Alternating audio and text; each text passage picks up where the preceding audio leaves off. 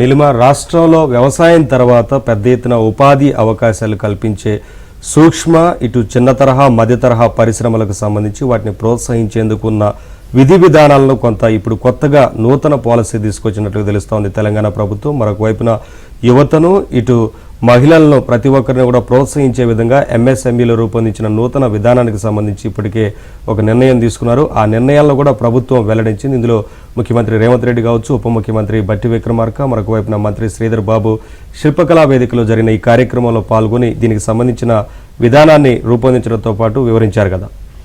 చూద్దాం. వ్యవసాయం తర్వాత తెలంగాణలో అత్యధిక మందికి ఉపాధి కల్పించే రంగమైన సూక్ష్మ చిన్న మధ్య తరహా పరిశ్రమలు ఎంఎస్ఎంఈలను మరింతగా ప్రోత్సహించాలని ప్రభుత్వం నిర్ణయించింది. పరిశ్రమల స్థాపనకు పెట్టుబడి రాయితీ కల్పించడం నుంచి ఉత్పత్తులను విక్రయించుకునేందుకు అవసరమైన సహకారం అందించేదాకా ఈ ప్రోత్సాహం ఉండనుంది.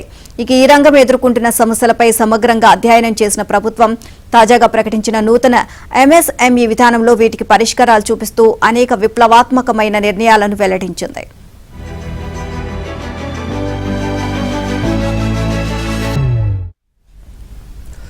6 గ్యారెంటీల రూపంలో వీటిని ప్రకటించింది. వీటిలో ప్రత్యేక పారిశ్రామిక పార్కుల ఏర్పాటు చేయడం, మహిళలు ఎస్సీ ఎస్టీలకు రిజర్వేషన్లు, ప్రత్యేక ప్రోత్సాహకాలు కల్పించడం, పరిశ్రమలకు అవసరమయ్యే స్థలాలను 30 ఏళ్ల పాటు లీజుకి ఇవ్వడం, పరిశ్రమలకు ముడిసరుకును ప్రభుత్వమే సరఫరా చేయడం లాంటి నిర్ణయాలు ఉన్నాయి.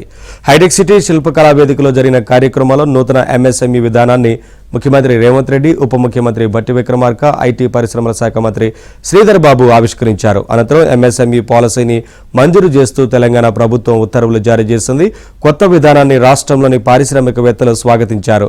ప్రభుత్వ నిర్ణయంతో తెలంగాణ పారిశ్రామిక విప్లవం దిశగా మరింత వేగంగా పయనిస్తుందని వివిధ సంఘాలు హర్షం వ్యక్తం చేశాయి.